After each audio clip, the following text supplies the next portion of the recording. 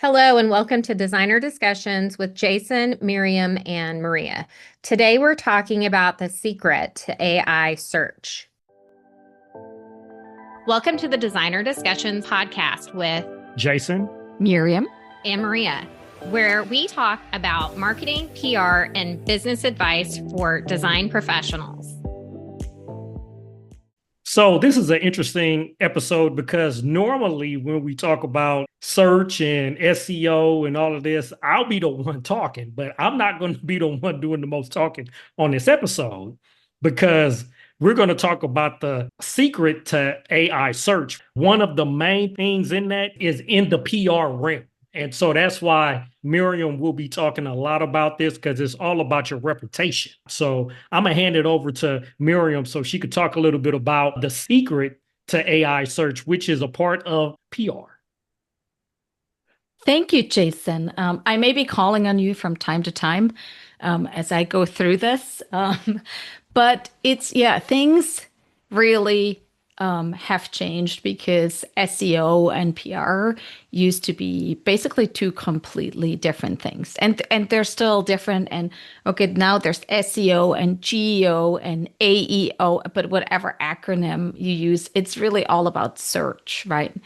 And way long time ago when, basically all it took was for you to put like best kitchen remodel ideas into a blog on your website, and it would catapult you like to the tippy top of Google search.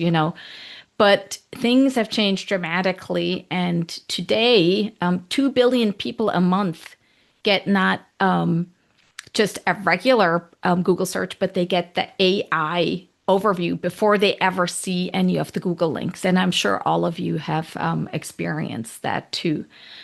But that's why the rules of search really have changed. And the role of PR and the role of press releases and regional media coverage has become dramatically more important, and in all likelihood will only get to be more important over time. But let's just go back a little bit to what Jason talked about. And I just learned this from him right before we started this podcast recording, but I didn't know that AEO, artificial, what is it? Yeah, so you have AEO, answer engine optimization, and GEO, generative engine optimization. So both of them have that an aspect. I knew. Yes. Yeah, both of them have an aspect of AI in them. Perfect. Yes. So we're just going to call it search. And I don't know. I feel like a lot of people still refer to it as SEO, and everybody kind of knows what you mean. But yes, so whatever it is, it's all about search. And the dramatic change is that now most search goes through AI, so the large language models, and not through either Google or Bing or whatever search engine we used before. And what has changed, and I mentioned it briefly before, but it's like when you put something in Google and it shows up, it looks different, right? Because now there's the AI overview, and there's whatever Copilot or Perplexity or whatever different large language models feed into that. It sits above the ad. And it just features these like kind of snippets of information. It's often bullet points, and then there's often a resource link right next to it. But it really summarizes most queries to a level that I honestly, nowadays, I rarely read further. It's like it's rare that I would actually go down and click on one of the actual links to open up a website to get more information, because it's all already summarized for me. And that's definitely the trend. So that's where there's talk about that zero click is the norm, because you don't, after you Google it, you don't even have to click on anything anymore. And you already have all the information. So when I did a little research for this episode, it said when an AI answer box appears, traditional links get clicked only about 8% of the time. So over 90% of the time, it's a zero-click search. They say that zero-click searches roughly are now, and this is the month of August 2025, it's roughly about 2/3 of Google queries are zero-click queries, which that's kind of shocking. But that's the research, right? So how does that information get to that AI answer window that you see on top of your Google results? The large language models that pull this information, they really pull chunks of information from sources that they algorithmically trust. So that's websites with strong domain authority structured data, and they love press coverage because that has all that credibility built into it. It's like you used to be able, keyword density and backlinks, they still matter, but they matter a lot less than they used to in the past. And I also found some research that said that even news sites report traffic drops of 40 to 50% when an AI overview appears on the same query. And I mean, news sites are media sites, right? But if there's a sort of a summary of different sources of information pulled together, people don't even click on that anymore. So that's really interesting too. It also said that even brands that are cited in the summary gain only a fraction of the links they once earned from a classic link on Google. So you can still be mentioned, but there's not going to be a link directly sending people back to your website. Google indicates its AI snapshot could cover up to 90% of all queries. That's their prediction, right? And voice search accelerates the shift because the spoken response is the answer box above. So the way we're searching and the way we're consuming search really is shifting dramatically. I found this interesting kind of tip to think about. It's like, so what if we compared a national glossy magazine like Architectural Digest to a respected local outlet, like let's say Atlanta Home and Remodel magazine. I'm not even sure that's a real magazine, but I'm like any of the local magazines.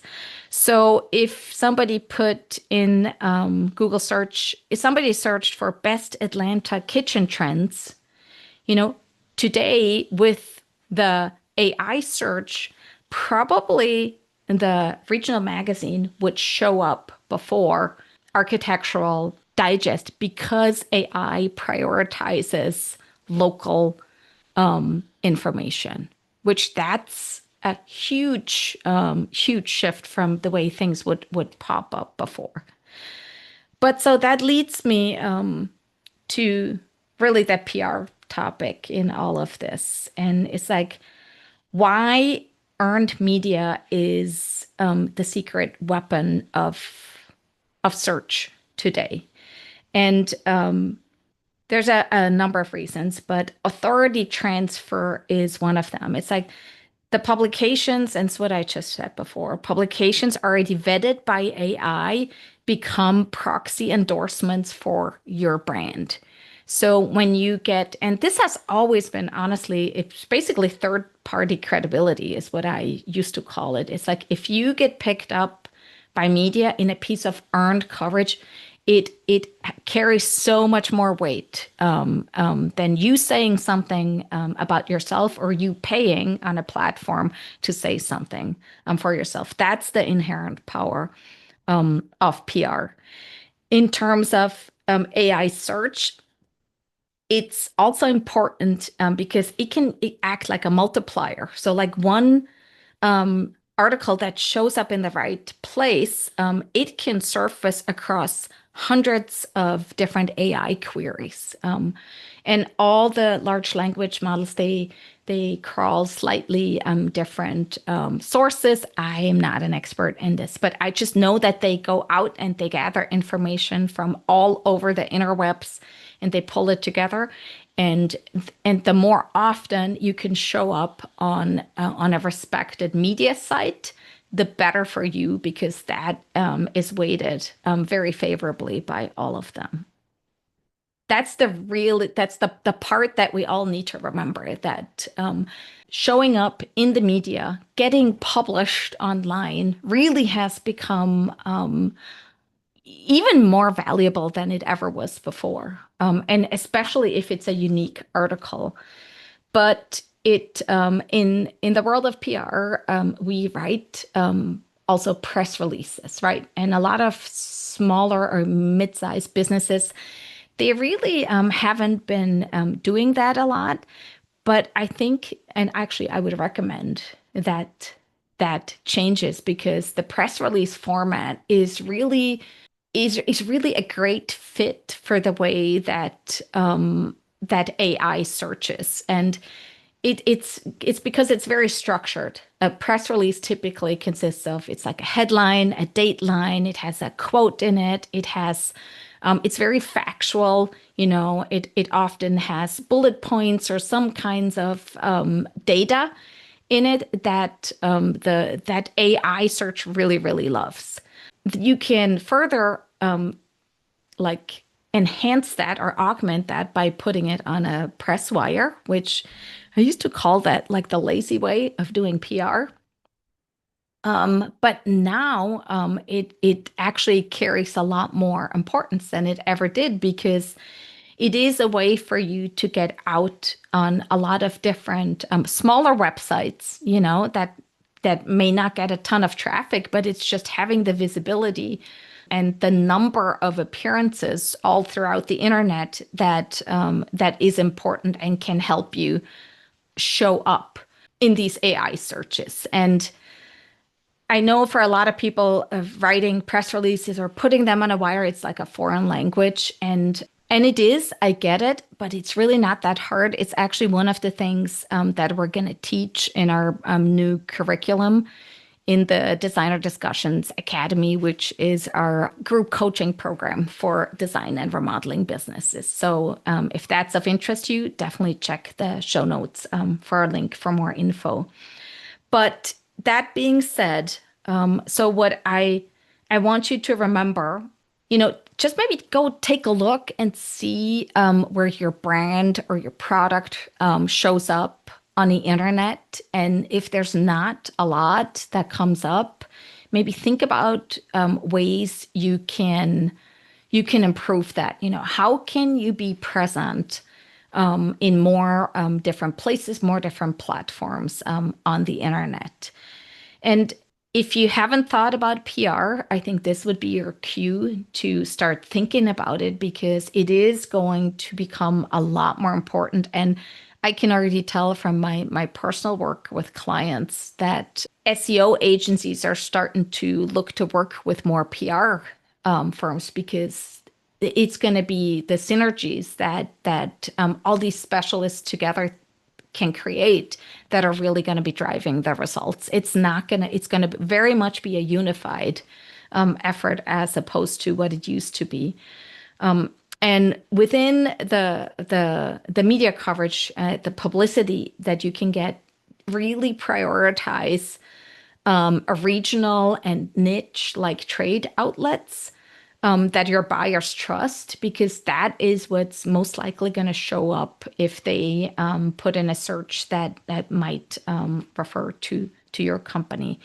And if you do PR, if you reach out to journalists, definitely keep the regional aspect in mind, and offer them things that are helpful for you to, when the content is ultimately published, offer them things that are helpful, sort of blocks of information for you to show up more prominently in AI search. And what I mean by that is regional information that's relevant for your audience in the area where you want to show up and search, like have quotes in it and have facts. Any kind of fact or statistic is always helpful.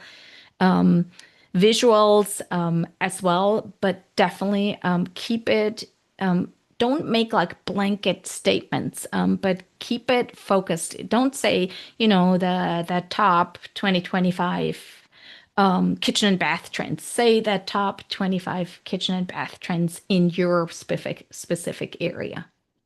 That's what I mean by that. Yeah, when you look at measuring, just maybe do a test and see how you show up when you Google for something that one of your customers might do. And maybe what you'll see is that a competitor of yours shows up that has more media coverage than you, so that would be like a super clear indicator of the power of PR. So the bottom line is PR really getting, and PR, it sounds so like cryptic, but it's like being published, having your name show up in media is, I would say, is a must if you are serious about showing up in AI search. All those different, if you want to be found on the internet today, you cannot discount PR, even if you are a smaller business. And there's easy ways to do that. Like I mentioned before, in our coaching program, we teach not just how to write press releases, but we also teach how to get other types of media coverage in a quick and simple way, and we know it works. So if that's of interest to you, definitely check out the link in the show notes to the Designer Discussions Academy. And that's all I have. I am thrilled that PR is, it's like PR is on the up and up. It's like Jason's good thing him and I already work closely together. So it'll work out for both of us. But yes, that's it for today. And we hope to see you back here again in 2 weeks for Designer Discussions. Did you know that your client learns 80% of what they will know about you before they ever contact you?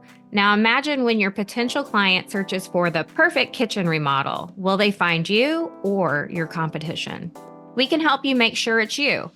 Our Designer Discussions Academy membership with your favorite podcast hosts provide weekly steps to simplify your marketing and boost your business.